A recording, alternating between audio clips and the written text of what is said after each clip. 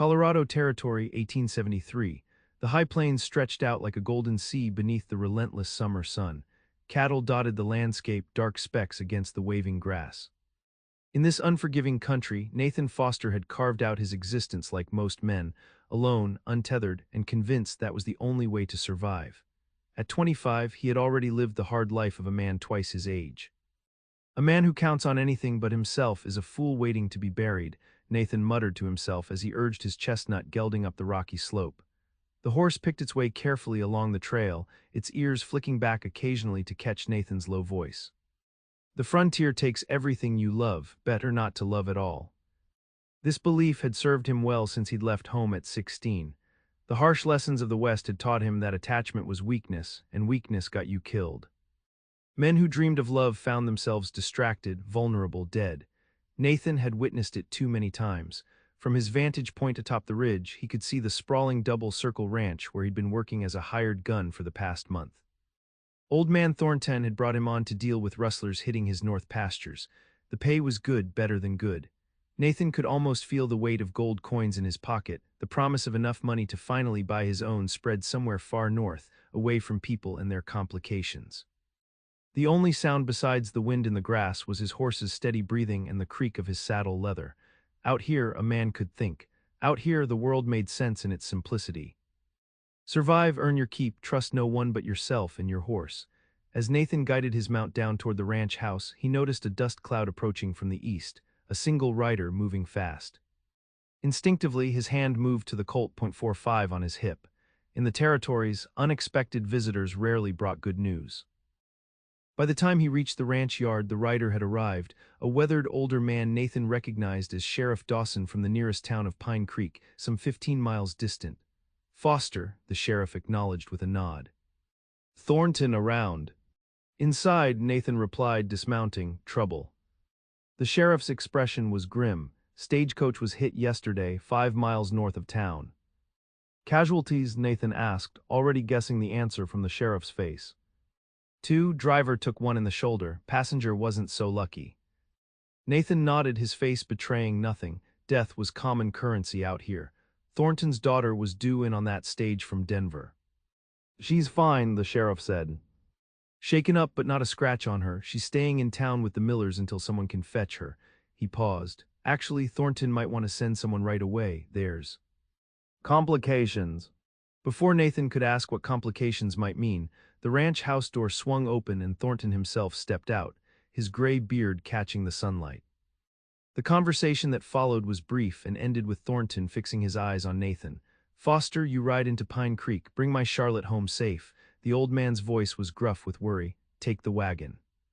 She'll have trunks. Nathan nodded, though inside he bristled at playing escort to some eastern flower too delicate to handle frontier life.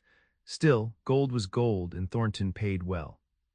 One more thing, Thornton added as Nathan turned to prepare the wagon. My daughter, she's a widow now, her husband died 6 months ago back east, she's coming home to stay. The journey to Pine Creek took the better part of 3 hours. Nathan kept the team moving at a steady pace, his mind on the job ahead. Fetch the girl, bring her home, get back to hunting rustlers, simple. The town appeared on the horizon, a collection of wooden buildings huddled together as if for protection against the vastness surrounding them. Nathan guided the wagon down the rutted main street, past the saloon where piano music spilled into the afternoon, past the general store where a group of men lounged on the porch. A few nodded in recognition. Nathan barely acknowledged them. He pulled up in front of the Miller house, a 2-story white clapboard affair that passed for luxury in these parts. Before he could climb down, the front door opened and a woman stepped onto the porch. Nathan Foster had seen beautiful women before. Working cattle drives to Kansas City, he'd encountered painted saloon girls and proper ladies alike. But the woman standing on the porch struck him differently. She was young, no more than 22, with rich brown hair the color of polished walnut pulled back into a simple chignon. Her dress was a deep blue, modest and well-made but clearly traveled in. Her face was heart-shaped, with high cheekbones and full lips currently pressed into a cautious line. But it was her eyes that caught him, large, expressive, the warm amber color of whiskey held up to sunlight. They were eyes that had seen sorrow but hadn't surrendered to it. Mr. Foster, she asked, her voice carrying clearly across the yard. Nathan removed his hat, suddenly conscious of the trail dust coating him from head to toe. "Ma'am, your father sent me to bring you home." She nodded once, then turned to speak to someone inside. A moment later, Mrs. Miller appeared, followed by a young boy no more than 4 years old, clutching a wooden toy horse. The child had the same amber eyes as Charlotte, but his hair was a lighter shade, sun-streaked like wheat. "This is my son James," Charlotte said, her hand protective on the boy's shoulder. "James, say hello to Mr. Foster." The boy regarded Nathan solemnly. "Do you shoot bad men, mister?" Nathan blinked, caught off guard. "James." Charlotte admonished, but there was a hint of amusement in her voice.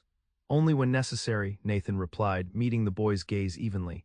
This seemed to satisfy James, who nodded as if they'd reached some important understanding. As Mrs. Miller helped Charlotte gather her things, Nathan stood awkwardly by the wagon, hat in hand, a widow with a child. This was the complication the sheriff had mentioned. Thornton hadn't spoken of a grandchild, perhaps he didn't even know. The journey back to the double circle began in silence. Nathan handled the team while Charlotte sat beside him, James between them, occasionally pointing at hawks circling overhead or asking questions about the distant mountains. Nathan answered as briefly as politeness allowed, but found himself surprisingly tolerant of the boy's curiosity. "He's never been west before," Charlotte explained after one particularly lengthy string of questions. "Everything is new to him." "And you, ma'am?" Nathan asked. "Thornton mentioned you grew up here." "I did," she confirmed, her eyes scanning the horizon as if reacquainting herself with the landscape. "Left when I was 17 to attend school in Boston. That's where I met my husband, Edward." A shadow crossed her face. "He was a banker, very respectable, very safe." The way she said safe caught Nathan's attention. There was something like regret in her voice. "The frontier's no place for safety," he said, immediately wishing he'd kept quiet. To his surprise, she smiled, a small, knowing curve of her lips. "That's what my father said when I wrote that I was coming home. Charlotte, this is no place for a woman alone," as if I'd forgotten what it means to live out here. She glanced down at her sleeping son, then back at Nathan. "But some dangers are worth facing for the right reasons." Nathan couldn't think of a single danger worth facing by choice, but he kept that opinion to himself. Instead, he asked, "What brought you back west, Mrs. Gardner?" "Life," she answered simply, then after a pause, "and death. Edward left us comfortable but not wealthy.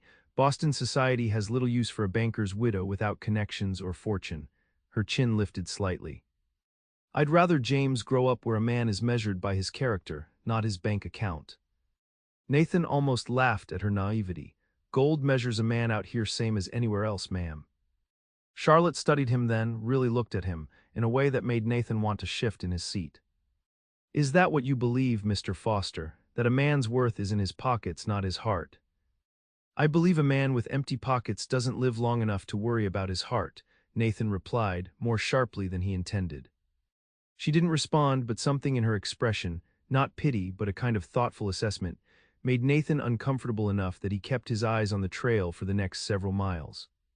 When they arrived at the double circle, Thornton was waiting.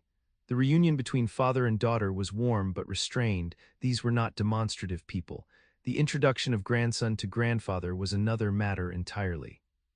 Thornton's weathered face transformed with wonder as he knelt to greet the boy, his hands trembling slightly as he touched James's small shoulders. "You have her eyes," the old man said, his voice rough with emotion. "Your grandmother's eyes."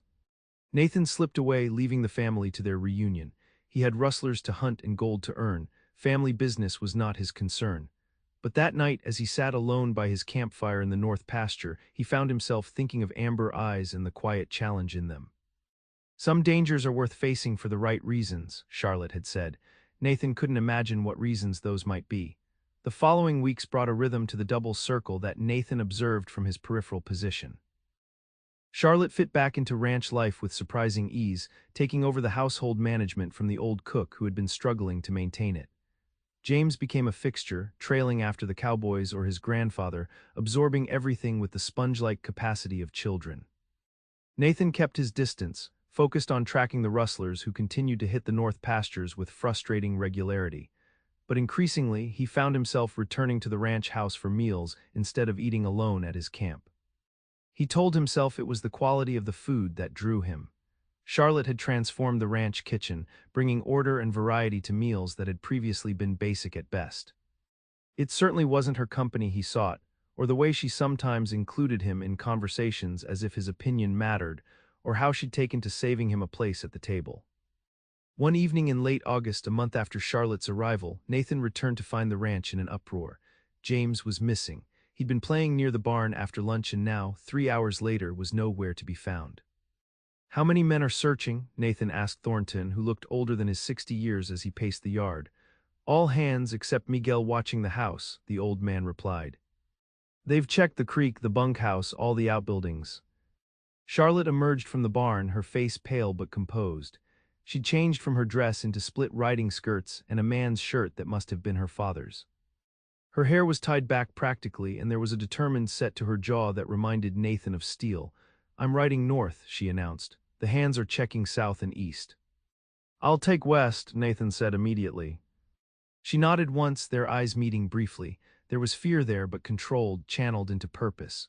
Without another word, she mounted the bay mare waiting at the hitching post and rode out.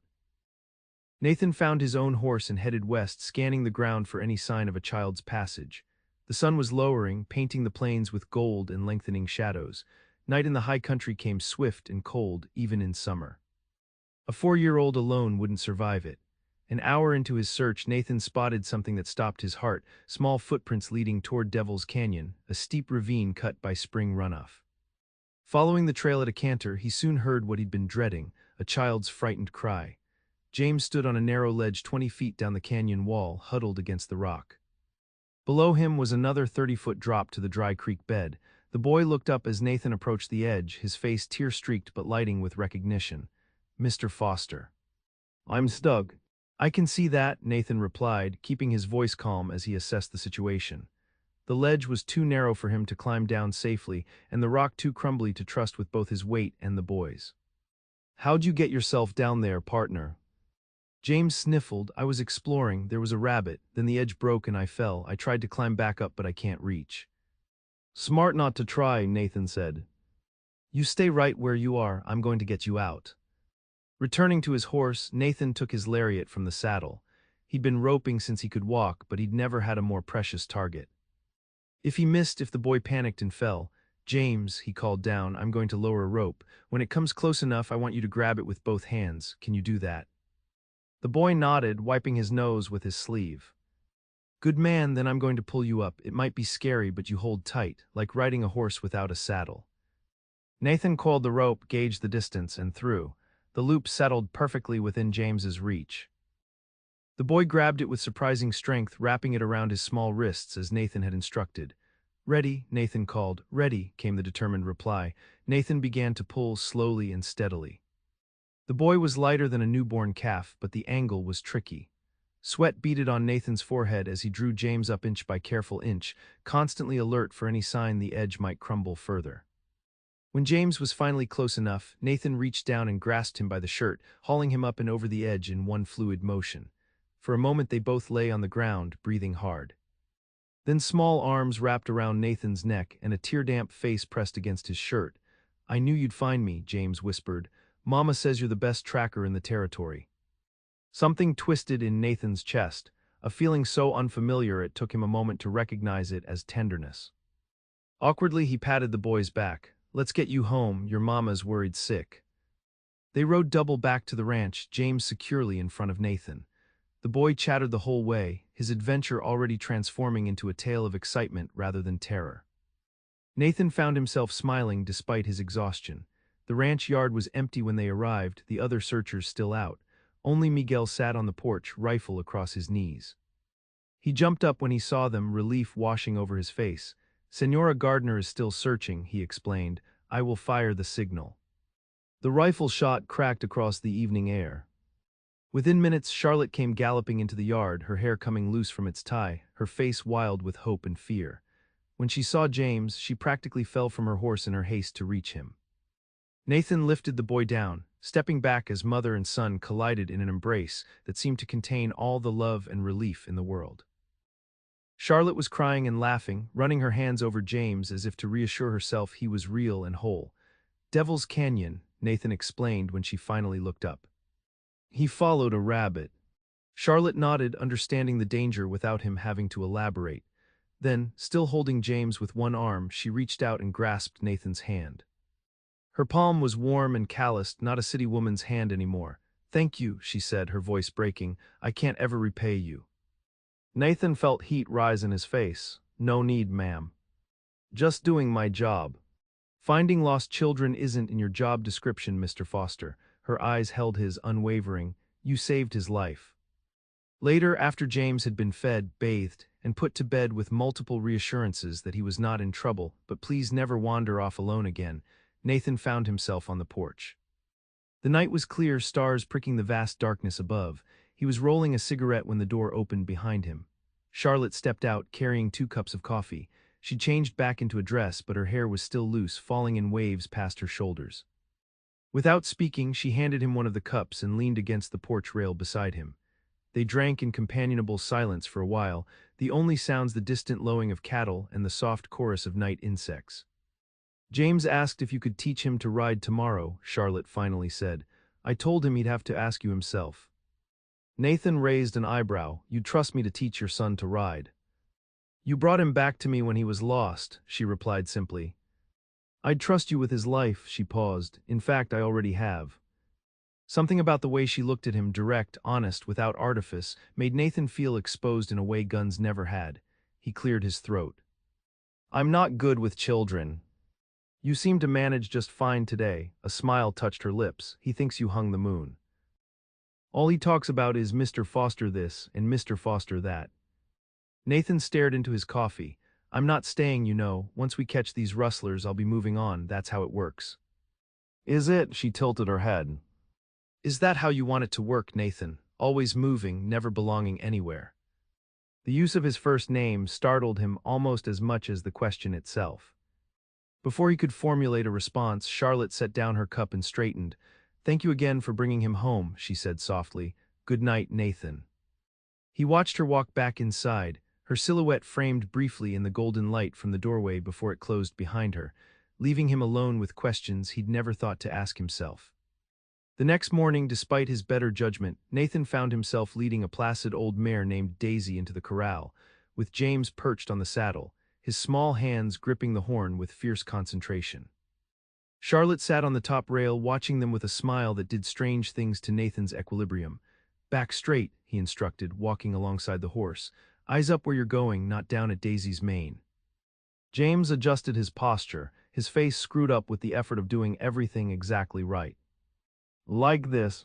"Perfect," Nathan confirmed. "You're a natural partner."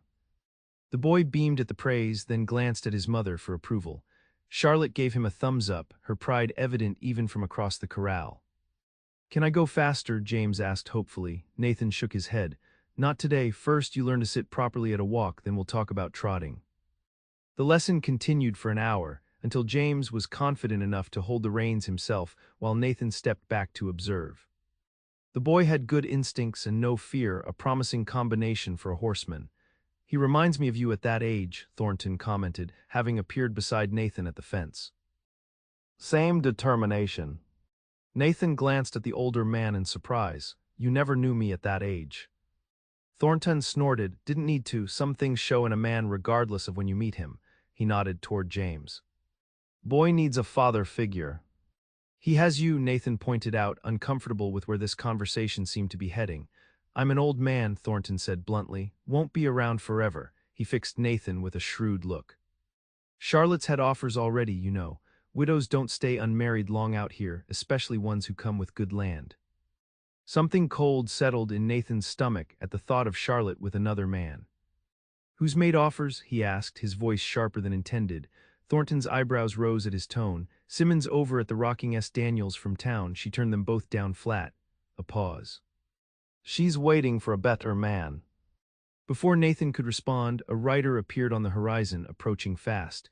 It was Miguel, who had been sent to town for supplies. He galloped into the yard, his horse lathered with exertion.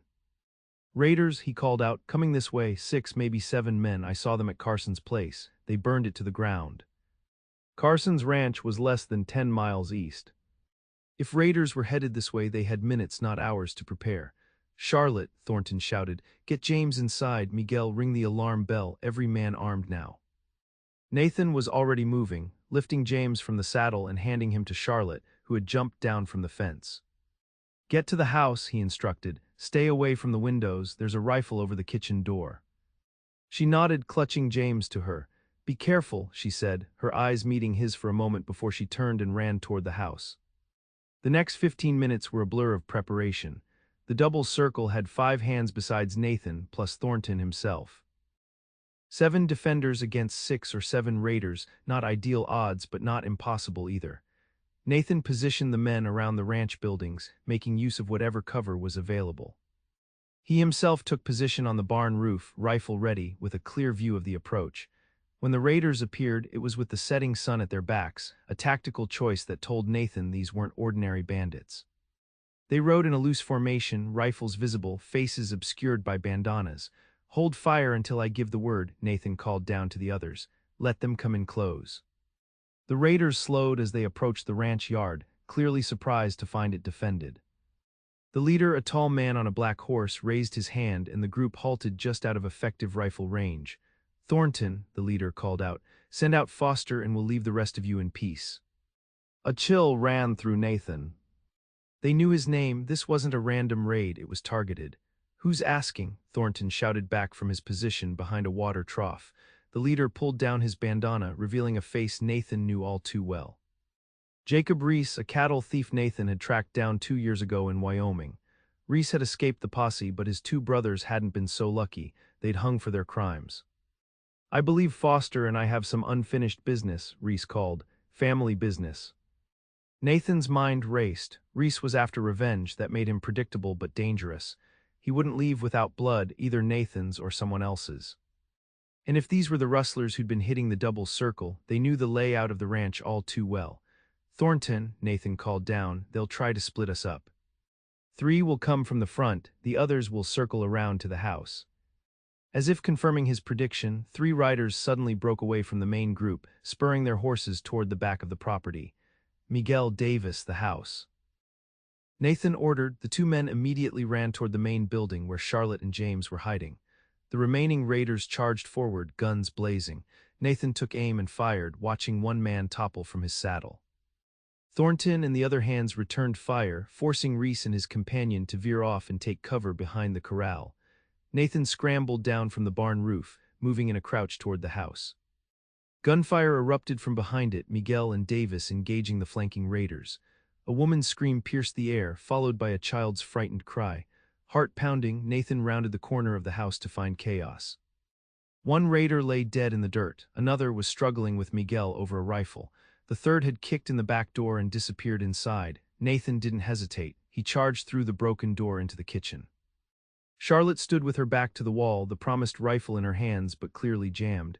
James huddled behind her skirts, and advancing toward them, pistol drawn, was a man with hatred in his eyes. Reese, Nathan shouted. The man turned, surprise flickering across his face before it hardened again. Foster, how fitting you should watch them die first. It's me you want, Nathan said, stepping forward, his own pistol aimed at Reese's heart. Let them go. Reese laughed, an ugly sound. My brothers died because of you, an eye for an eye, Foster, people you care about for people I cared about. His gaze flicked to Charlotte and James. Though I admit I didn't realize you had such pretty company. Maybe I'll keep the woman for a while before. The rest of his threat was cut off as Nathan fired. The bullet caught Reese in the shoulder, spinning him around. His own gun discharged into the ceiling as he fell. Nathan crossed the room in 3 strides, kicking Reese's weapon away. The wounded man glared up at him, blood seeping through his fingers where he clutched his shoulder. You should have killed me, Reese spat. Killing's too good for you, Nathan replied, his voice cold. You'll hang just like your brothers. Outside, the gunfire had stopped. Voices called the all clear. The raid was over almost as quickly as it had begun, leaving 2 raiders dead, 1 wounded, and the rest fled. Charlotte hadn't moved from her protective stance in front of James, though her hands shook slightly on the useless rifle. When Nathan looked at her, he saw not fear but fierce, primal determination, a mother who would die before letting harm come to her child. In that moment, something shifted in Nathan Foster's world. All his beliefs about survival, about attachment being weakness, seemed suddenly hollow. What he saw in Charlotte wasn't weakness at all, it was the purest kind of strength. You're hurt, she said, her eyes on a tear in his sleeve where a bullet had grazed him. It's nothing, he replied automatically, though now that she mentioned it, the wound began to sting. James, go find Grandpa, Charlotte instructed, her voice steady. Tell him Mr. Foster needs bandages. The boy nodded solemnly and slipped past Reese's prone form without a second glance, brave as any grown man Nathan had ever seen. When they were alone, Reese hardly counting as company as he moaned on the floor, Charlotte set down the rifle and approached Nathan. Without speaking, she tore a strip from her petticoat and began binding his arm. That was Jacob Reese, Nathan said, needing her to understand. I sent his brothers to the gallows 2 years ago. He came here for revenge.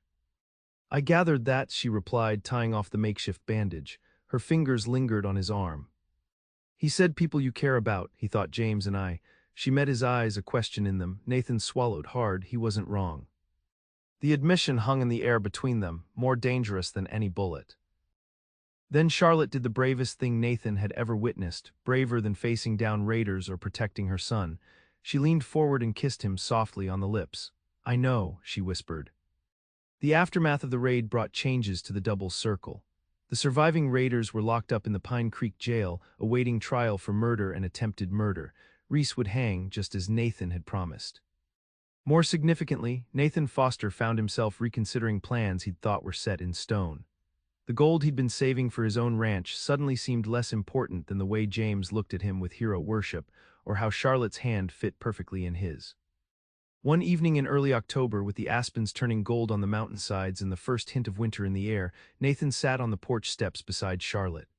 James had been put to bed, the ranch hands were in the bunkhouse, and Thornton had retired early, leaving them alone in the deepening twilight.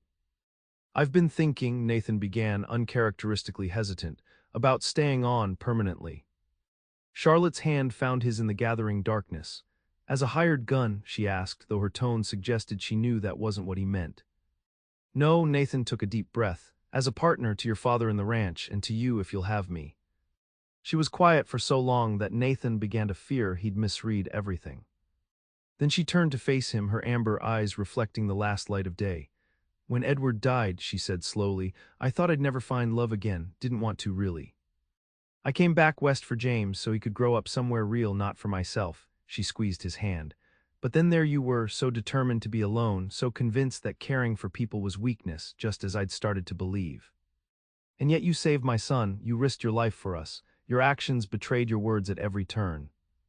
Nathan smiled ruefully. I'm beginning to think I didn't know myself very well. I knew you, Charlotte said simply, from the moment you took off your hat in Pine Creek and tried so hard not to let me see how good your heart is. She reached up to touch his face. Yes, Nathan Foster, I will have you, as a partner, as a husband, as the father James already believes you to be. Nathan drew her close, marveling at how someone so soft could be so strong. I don't have much gold, he admitted. All my savings went into buying out Carson's burned property last week. Charlotte pulled back, surprise evident on her face. You bought Carson's land, why? It adjoins the double circle to the east, Nathan explained. Good water rights, room to expand the herd. He paused, room to build a house, our house if you want. Tears filled Charlotte's eyes, but they were accompanied by a smile that outshone the emerging stars. I want that very much. They were married in the Pine Creek church the following Sunday, with James proudly serving as ring bearer and Thornton giving away the bride. Charlotte wore a simple cream dress with lace at the collar and cuffs, her walnut hair adorned with wildflowers.